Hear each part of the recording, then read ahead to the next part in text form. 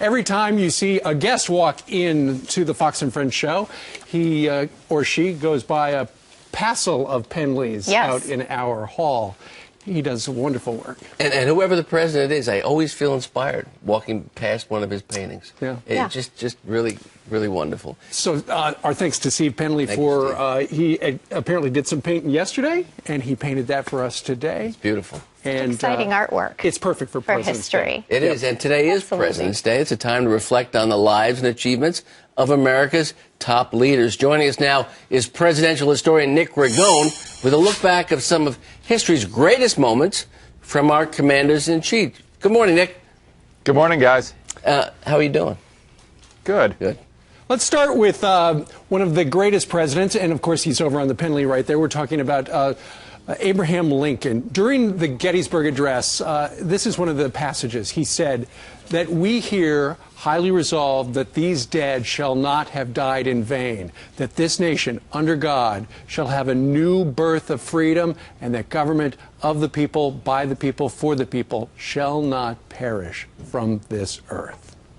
Beautiful. Yeah, beautiful words. I think it was a seminal moment in Lincoln's development and the nation's because he finally made the war something more than just union.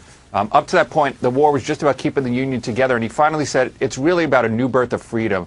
It's about freeing the slaves. It's about correcting the Declaration of Independence, which said all men are created equal, but it really didn't mean that. So I think it was a pivotal turning point for Lincoln and the country. We also want to take a look at one of the most pivotal moments and powerful speeches, Ronald Reagan's Evil Empire speech. Take a listen here. In your discussions of the nuclear freeze proposals, I urge you to beware the temptation of pride, the temptation of blithely declaring yourselves above it all and label both sides equally at fault, to ignore the facts of history and the aggressive impulses of an evil empire, to simply call the arms race a giant misunderstanding, and thereby remove yourself from the struggle between right and wrong and good and evil. Your sentiments?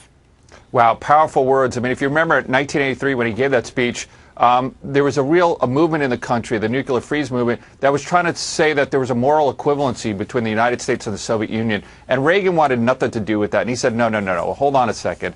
You know, we're a good system. And he called them evil against the will of many of his advisors, said, don't do that. But he went ahead and he did it because he felt strongly that he needed to brand the Soviets as evil. And it was really the beginning of the end of the Cold War. Right. Nick, let's focus on the president who kind of lionized the man in the arena, Teddy Roosevelt, and the Panama Canal. He said, I might have taken the matter under advisement and put it before the Senate, in which case it would have been a half century of discussion and perhaps the Panama Canal. I preferred we should have the Panama Canal first and the half century of discussion afterward. An action president. Yeah, I mean, if any quote ever illustrated Teddy Roosevelt, essentially he said, look, I'm going to build the canal first and then we could debate it instead of the other way around. He really wanted to create a two-ocean navy and create the United States as a superpower, and that was the first step. And he just said, I'm going to go ahead and do this. Yeah. Back in 1964, the United States government passed the Civil Rights Act. Here is a passage from Lyndon Baines Johnson, LBJ.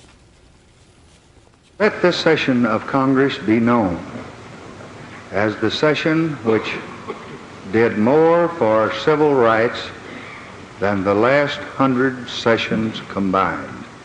Why'd you pick that passage? I think it was an important moment. You know, Kennedy had just been assassinated. Civil rights was on the agenda, but it took somebody like Lyndon Johnson, a Southern Democrat, to pass that. And he knew at the time when he passed that legislation, the Democrats would probably lose the South for a generation. He was right, but it was the right thing to do, and it changed the trajectory of this country. The next moment we want to talk about is sort of a threshold moment in terms of moving the country through Watergate and beyond. It was when President Ford pardons Nixon. I, Gerald R. Ford, President of the United States, pursuant to the pardon power conferred upon me by Article 2, Section 2 of the Constitution, have granted, and by these presents do grant, a full, free, and absolute pardon unto Richard Nixon. So with Jerry Ford saying that, what happened? Yeah, I mean, easily, we could have been mired in Watergate for years and years and years. Ford knew it would be unpopular. He knew it probably end his presidency, which it did. But he thought it was the right thing to do. And history looks back on it, and you know what? It was the right thing to do. He did the right thing. Whenever there's a big day in history, we would love to have Nick Ragone join us live, and he did today from Washington, D.C. on this President's Day. Nick, thank you very much. Thank you. Very nicely done.